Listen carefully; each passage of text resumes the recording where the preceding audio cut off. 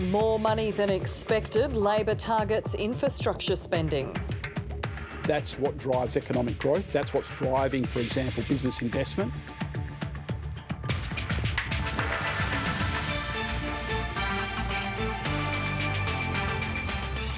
WA hotel quarantine staff banned from holding a second job after a COVID scare. A community rallies around residents facing a bleak future after the Perth Hills bushfire. Oh, I'm feeling pretty good. And school's back at last after 1 week's delay. Good evening, Pamela Medlen with ABC News.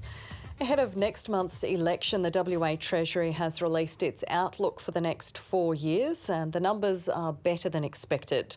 The state's operating surplus has risen again, largely thanks to the soaring iron ore price. For more on this, here's Rhiannon Shine. Rhiannon, what's in the pre-election statement? Well, it appears mostly good news. Just a few months ago, the budget surplus was expected to be $2.2 billion. It's now grown to $3.1 billion.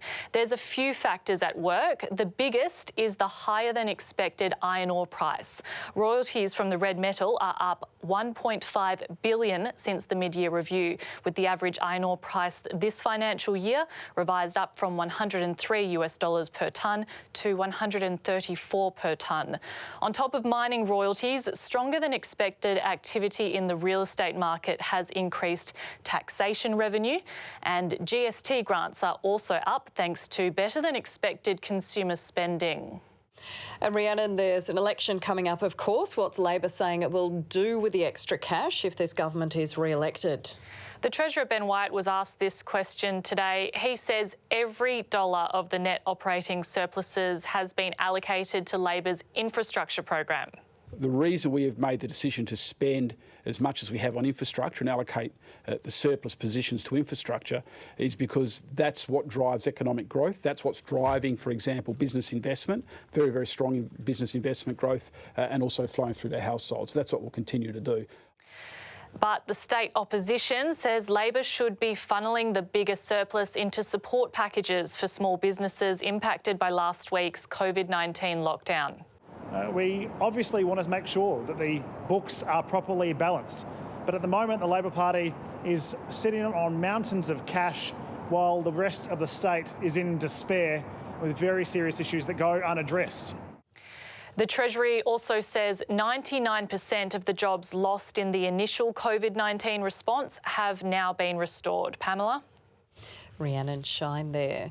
And the WA Greens have launched their election campaign with a warning to voters not to give Labor and Mark McGowan too much power at the state election. The Greens currently have 4 members in the upper house, but mining and pastoral MP Robin Chappell is retiring. Leader Alison Zamon says the Greens are more important than ever in holding the government to account, and they're aiming to win the balance of power in the Legislative Council. We hope that that is something that people will think about and will exercise their vote accordingly. It's never good for democracy for one party to have supreme power in both houses. Ms Zamon says she believes the McGowan government will be re-elected, but it needs to do much better on climate change and social issues. More than 470,000 school students returned to class today after last week's pandemic lockdown saw the summer holidays extended. WA has again recorded no new local COVID-19 cases, and all 527 contacts of the security worker who sparked last week's lockdown have returned at least one negative test result. It comes as the state government moves to introduce new rules for security guards at the state's quarantine hotels. It's back to school, but not as they know it. She's freaking out because it's, she has to wear a mask and she doesn't understand. I don't like wearing it either. Nobody does. I don't know how the teachers will teach with the masks on during the day, but apart from that, I think the kids will be... Are you glad to be back yet, Nettie? Yeah. As Perth and the Peel region ease out of the COVID-19 lockdown, teachers and high school students will have to wear masks, at least until the end of this week. But primary school students are exempt. It'll be an event I expect all students will remember for the rest of their lives. But I just encourage everyone to do the right thing and follow the rules. There are no plans to extend the school term after last week's lockdown, which prompted an extra week of school holidays. I was a little bit disappointed because I got ready to go to school and I was really excited, but I guess it's to make sure everyone's safe, so that was okay with me. Investigations are continuing into how the security guard who triggered the 5-day lockdown contracted COVID-19 while on a shift in late January. In the meantime, the WA government has banned hotel quarantine security from working a second job, stipulating the change in new contracts that have gone out to the 4 security companies providing staff to 9 quarantine hotels. They include a pay increase for the guards. Under the contracts, all employees are required to end secondary employment over coming days. We expect we'll resolve those matters fully over coming days. Meanwhile, a South Australian man staying in a Perth quarantine hotel has appeared in court after allegedly leaving his room and threatening to spit at security staff. Rhiannon Shine, ABC News. A Perth father fought back tears today as he told a court how he saw terror in his partner's eyes when she and their 2 young children fell ill after eating brownies allegedly contaminated with cannabis. Michael Maxwell was giving evidence at the trial of cafe owner Nathan Sharp, who's accused of selling the cannabis-laced cakes at his Woodlands business in March 2019. The Perth Magistrates Court was told not long after eating at the cafe, Mr Maxwell's 5-year-old daughter began hallucinating and her vision was blacking out. She was rushed to hospital where her 3-year-old brother and Mr Maxwell's partner Sharon Hoisted were all found to be intoxicated with the drug. Mr Sharp denies selling any contaminated food to the family. His lawyer said nobody else at the cafe that day had been affected. Residents of Tilden Park in Gidgegannup have begun returning to their homes after a harrowing week of bushfires in the Perth Hills. But their community has rallied around extending help and support as those who've lost everything take the first steps towards rebuilding their lives. Rain falls on what's left of Jessica Blackwell's home. A pile of ash and twisted metal left in the wake of last week's inferno. Miss Blackwell could barely recognise her property. It was really eerie, like it doesn't look the same now because everything was still white with the fresh ash. So as you would have driven through, everything is black. On Wednesday it was still white. But you can see that that's the back of the bath, I think. Miss Blackwell comes from a tight-knit community. The people of Tilden Park are quick to help one another. It's people that you'd hop in and help at the drop of a hat that, you know, now you're needing to help yourself. So it's really conflicting emotionally, I think. Gemma Moon's property was spared. A blackened ring around the home. Her volunteer firefighter husband stayed to defend.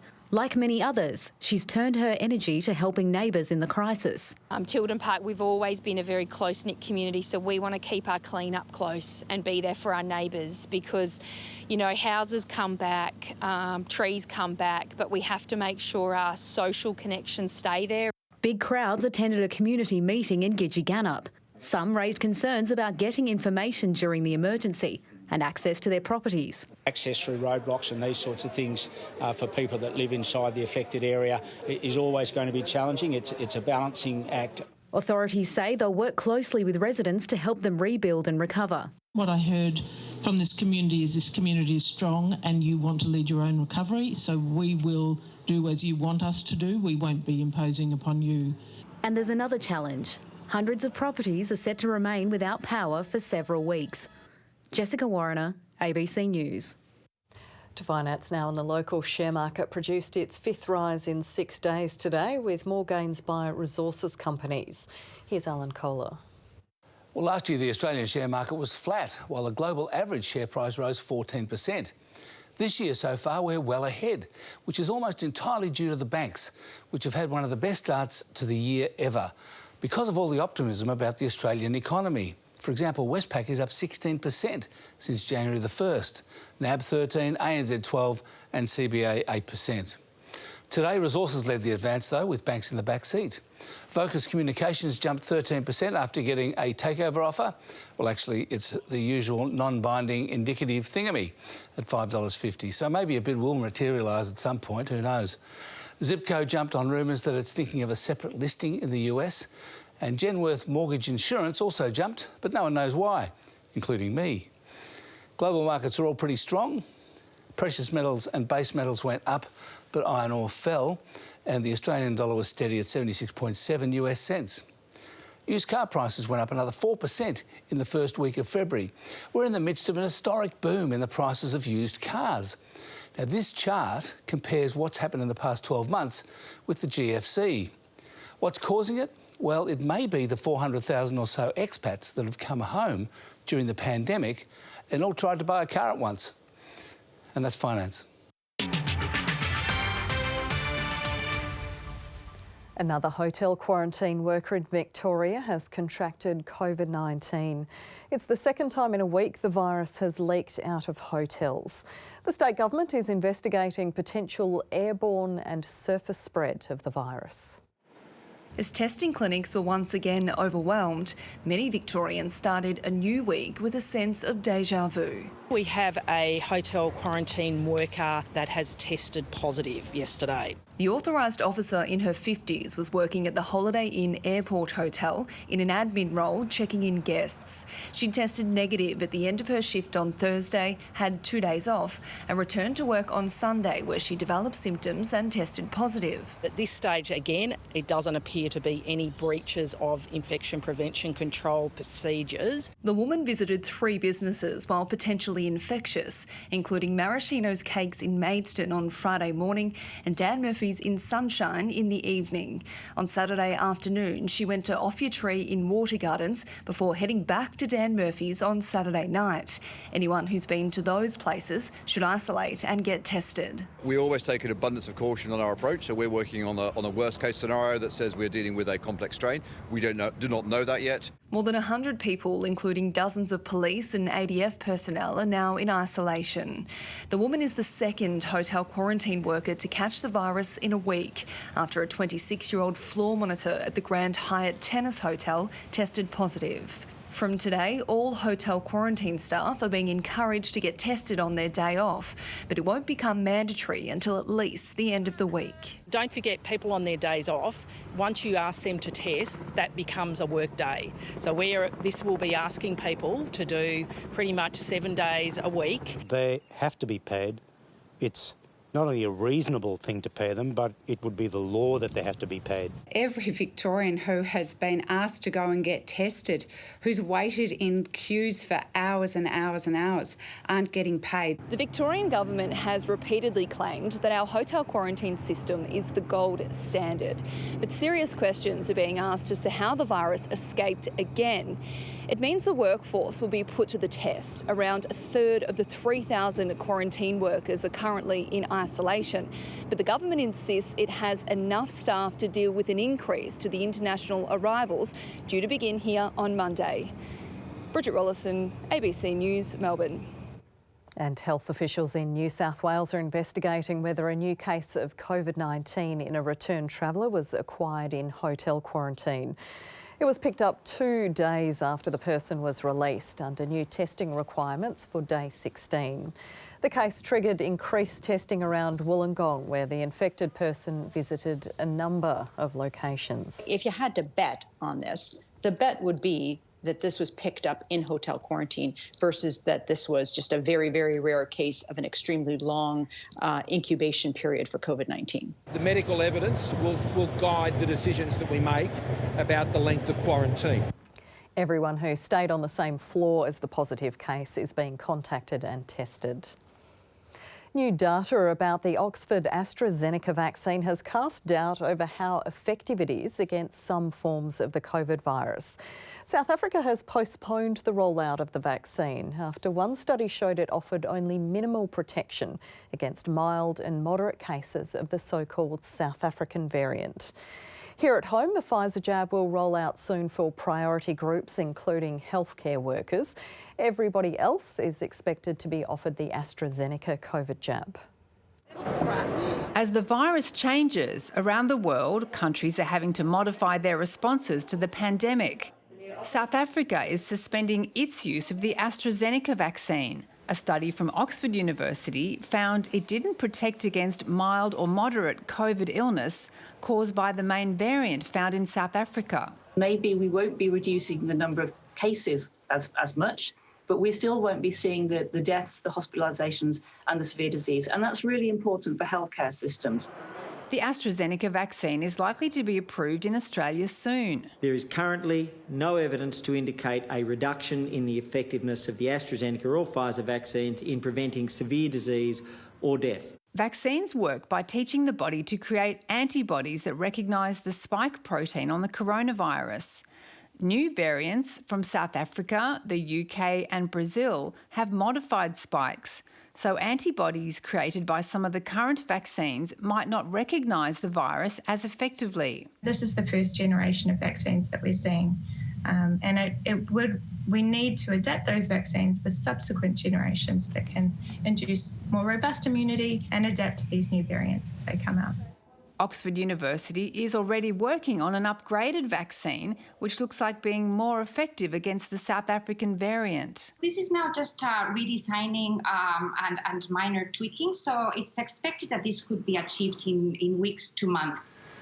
The government says it's still on track to roll out the Pfizer vaccine in late February and, if approved, the AstraZeneca one from March. Training health workers to administer the vaccines has just begun. Sophie Scott, ABC News. After almost 6 months detained in China, Australian journalist Chung Lei has been formally arrested. Chinese authorities say the TV anchor is being investigated for spreading state secrets and have called on Australia to stop interfering in the case. Once in the spotlight, my name is Chung Lei. I'm a TV anchor based in Beijing, China. Chung Lei has now disappeared. And this is my story. The Australian news anchor was first detained back in August last year under suspicion of endangering national security. We have consistently raised strong concerns about her detention regularly at the most senior levels. Now, almost 6 months later, she's finally been formally arrested. A clear sign Beijing is intent on pressing ahead with the investigation. The progress to formal arrest within the Chinese system means that the matter concerning Ms Chung has now entered the formal criminal investigative phase. Chinese authorities say she's suspected of illegally supplying state secrets overseas. We hope the Australian side will respect China's judicial authority and stop interfering in China's legal handling of this case in any way. What those secrets are and who she's alleged to have supplied them to remains a mystery. It's hard to believe that it's credible, frankly, because she's a journalist. She wasn't a public servant working in a sensitive government department. And she's not the only high-profile Australian facing uncertainty and potentially a long jail term. Writer Yung Hengjun is also languishing in detention after being formally charged with espionage last year. We know that over the last year, China has been targeting journalists, both Chinese journalists and foreign journalists working in China. So it could be part of a crackdown on journalists as well. This latest arrest has sparked some feverish speculation. Was Chung Lei detained because of growing hostility between Australia and China? Or was she caught up in a domestic political brawl? Either way, there's no clarity just yet, and there probably won't be for quite some time. Stephen Jedgetts, ABC News, Canberra. A huge rescue operation is underway in northern India after a piece of a Himalayan glacier collapsed into a river, sweeping away a dam and destroying everything in its path. 11 people are confirmed dead, more than 200 are missing. South Asia correspondent James Oaten reports. As a torrent of water, mud and rock smashed through this remote valley, residents could do nothing but rush to higher ground and watch on helplessly. The surge of water swept away a hydroelectric dam in its path and then hit another 4 kilometres downstream. More than 140 people working at the two projects are missing. I've never seen anything like it. About 50 to 100 people were running for their lives but could not be saved, and they were engulfed by the river. Hundreds of troops were sent into the remote area with helicopter support. Paramilitary forces scaled collapsed cliffs to get to tunnels blocked under the mud. There were grave fears for those trapped inside. But suddenly there was jubilation as a man was pulled out alive. A dozen workers were rescued in this stretch of tunnel. More than 30 are reportedly stranded elsewhere. But further rescue efforts were called off by evening because of rising water levels. We're ensuring that our rescuers get to those trapped as soon as possible and people do not face any shortages of food because bridges have been washed away. Scientists have warned that rising temperatures are melting the Himalayan glaciers at an alarming pace. They're retreating faster than anywhere else. Activists have been fighting against intense development in the region, including hydro dams and major roads, saying they're making the area more dangerous. 8 years ago, almost 6,000 people were killed in the same region in a massive flooding event that's since been dubbed the Himalayan tsunami. The latest disaster has brought back painful memories and amplified calls to stop development in such an ecologically sensitive region. James Oaten, ABC News, Delhi. In tennis, local hope Nick Kyrgios is through to the second round of the Australian Open after a straight sets win over Portuguese qualifier Ferrara Silva. Kyrgios settled quickly to take the first set 6-4. He claimed the second set by the same margin as his confidence grew. And by the third, another action tonight, world number 1 Novak Djokovic had a comfortable straight sets win over France's Jeremy Chardy. In today's earlier sessions, Serena Williams, Naomi Osaka and Dominic Thiem all advanced after easy wins. Angelique Kerber and Gael Monfils were the surprise losers, while it was a mixed day for the local hopes. John Millman lost, but there were wins for Ajla Tomljanovic and Alex Bolt. Melbourne's weather left Serena Williams unsure whether to wear shorts or pants, so she wore both. Her play was decisive though, dropping just 2 games in a demolition. Oh, this is vintage Serena. Anastasia Pavlyuchenkova was a threat to the cameras, but not her opponent Naomi Osaka, who advanced in straight sets. But it wasn't smooth sailing for another former champion, Angelique Kerber, who was eliminated by Bernardo Pera. He was clearly feeling the pinch, but lifted his game when he needed to. Oh, he has threaded the needle there. The German survived, winning through in 4. Dominic Thiem was made to work, but won in straight sets, while Gael Monfils suffered a shock first-round loss and was visibly upset after a tough 12 months. Aussie John Millman struggled at times with the lack of pace from Corentin Moutet's ground strokes. He eventually adapted his game. Too good. And the Frenchman lost his way, allowing Millman to take a 2-1 lead.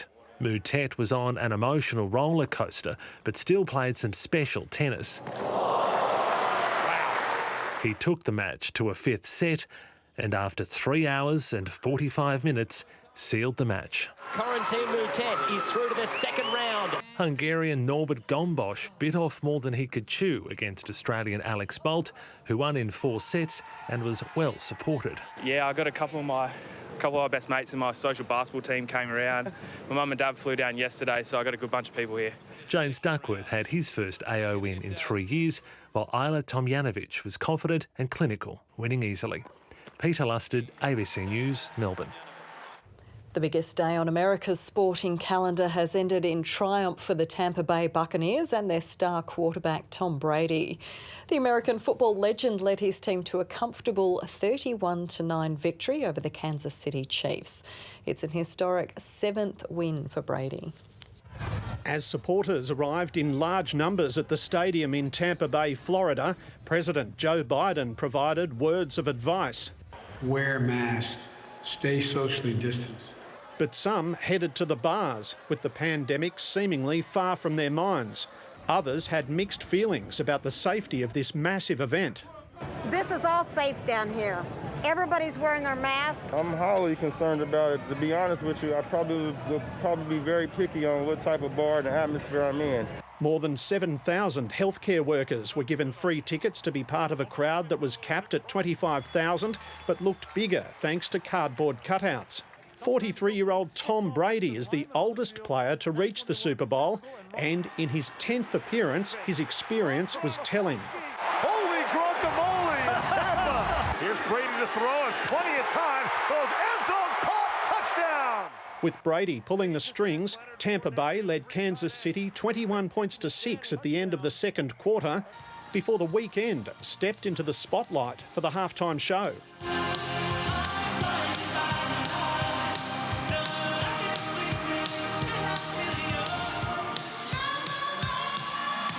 The Chiefs couldn't see the danger on the right as the rampant Buccaneers became the first team to win a Super Bowl at their home stadium. Down the sideline, touchdown! A 6-time winner with New England, Brady extended his own record and also became the first player to win MVPs with different teams. We came together at the right time. I think we knew this was going to happen tonight, didn't we? Social distancing didn't look to be a priority as Tampa Bay fans took to the streets to celebrate their first triumph in 18 years. Duncan Huntsdale, ABC News. Time now for the weather with Tyne Logan.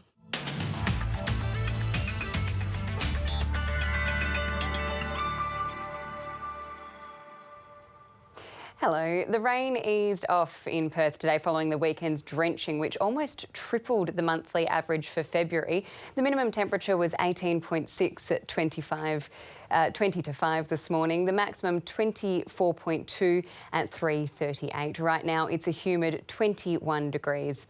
The state's lowest minimum was 13 degrees in Narrogin. A mild day for southern coastal areas. Bunbury had a top of 24, but Esperance is interesting. It had a significantly higher maximum when compared with its surrounding towns on the map, a top of 36.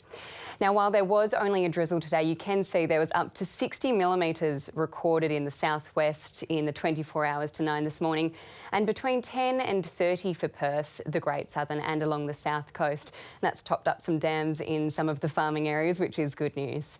The state's highest maximum temperature was 37 degrees, shared between Warburton, Telfer and Argyle in the East Kimberley. Port Hedland reached 33 degrees and Carnarvon, where the floodwaters have mostly receded now, reached a top of 31. Looking at the satellite, you can see onshore winds bringing low-level cloud to the southeast coast of WA, but no rain expected from that just yet. This tropical low in the Northern Territory, though, that is bringing rain, and it's moving west into the East Kimberley from tonight and into tomorrow. Up to 100 millimetres of rain is expected for areas around Halls Creek, Wyndham, Lake Argyle and Warman, where there's a severe weather warning in place. A quick look around the country tomorrow. Showers and a possible storm for Darwin, a top of 30 degrees.